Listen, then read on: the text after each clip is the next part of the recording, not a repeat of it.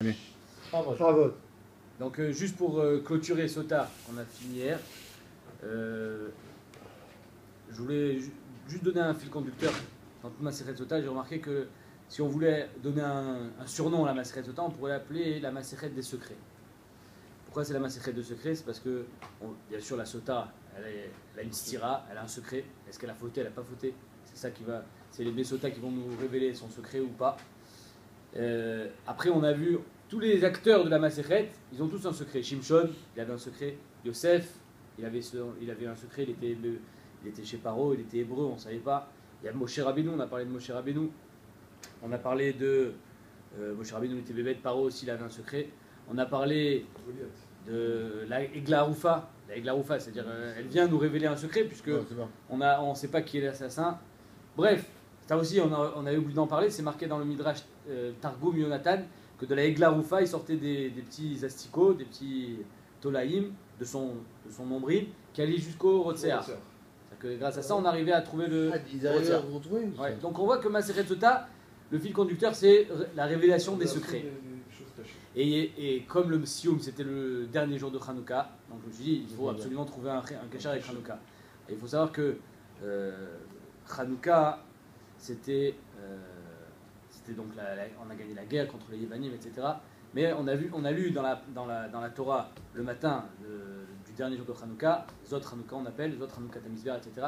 Comme quoi, Aaron HaKohen, il a eu Chalishut Adat, qu'il n'a pas réussi à avoir le sroud des Nessim d'amener des korbanot, et Kadosh Baruch Hu il a dit t'inquiète pas, Shelcha Gdoula Mishelahem, ton chélek il est plus grand parce que toi tu vas allumer les nérotes.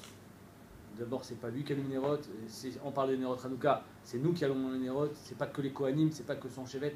En quoi Aaron HaKohen a été, on va dire, on lui a donné une récompense et indemnisé.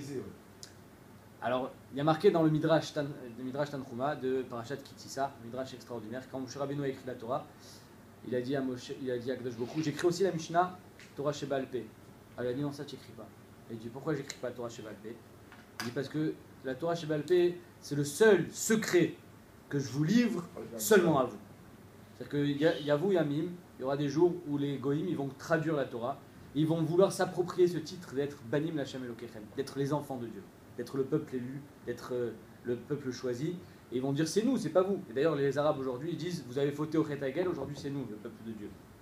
Donc il a dit si tu écris tout, ils vont réussir à tout falsifier. Moi je vais vous donner un secret, ça sera une massorette de bouche à oreille, ça sera Torah Sheba'al Peh, il faut surtout pas l'écrire pour que ça reste entre nous. Et ça c'est ce qui a marqué dans Parashat Kitissa. Hanouka, les Yévanim, qu'est-ce qu'ils ont voulu faire? Ils ont voulu, il y a marqué dans ce midrash-là, Akadosh Baruch Hu dit à Moshe Rabbeinu, c'est les Yévanim. Les Yévanim vont vouloir s'acquérir, s'approprier le titre de peuple élu. Ils vont dire que c'est plus vous, c'est eux.